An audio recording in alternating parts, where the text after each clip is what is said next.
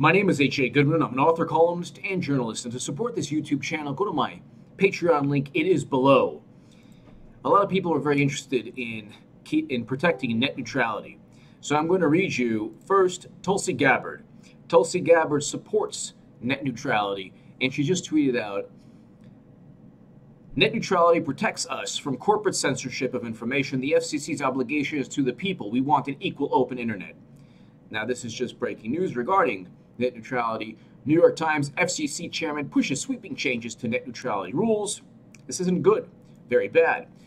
The chairman of the Federal Communications Commission on Wednesday outlined a sweeping plan to loosen the government's oversight of high-speed internet providers, a rebuke of a landmark policy approved 2 years ago to ensure that all online content is treated the same by the companies that deliver broadband services to Americans. All online content should be treated the same. Otherwise, you have an internet. Well, I'll continue. The chairman, Ajit Pai, said high-speed internet services should no longer be treated like a public utility with strict rules, as it is now. The move would, in effect, largely leave the industry to police itself. The plan is Mr. Pai's most forceful action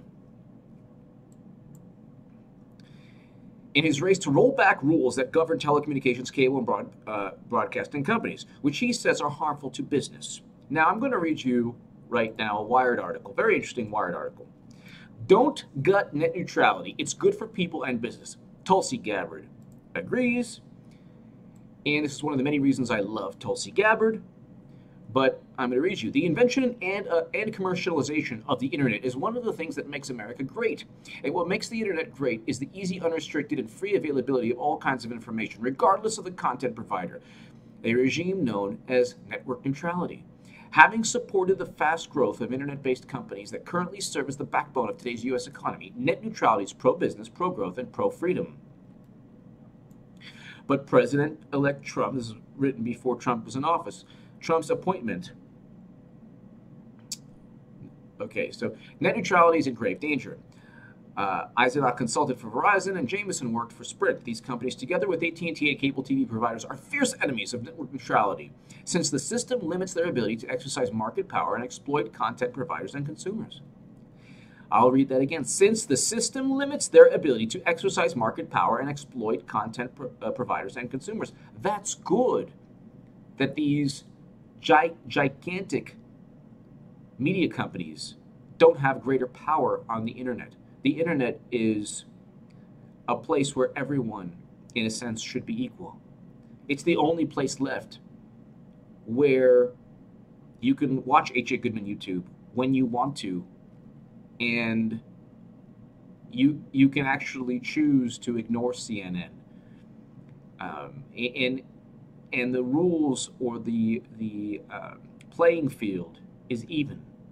On the internet, the playing field is even. If you allow the biggest media conglomerates or monopolies to also bully the internet, well, then there's no refuge in terms of a place to find the news, and everything else you do on the internet.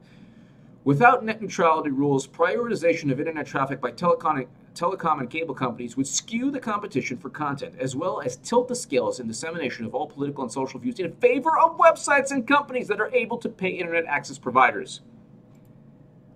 Just think of it as the CNNization of the internet. Do you want the internet now to be an extension of CNN or MSNBC or Fox?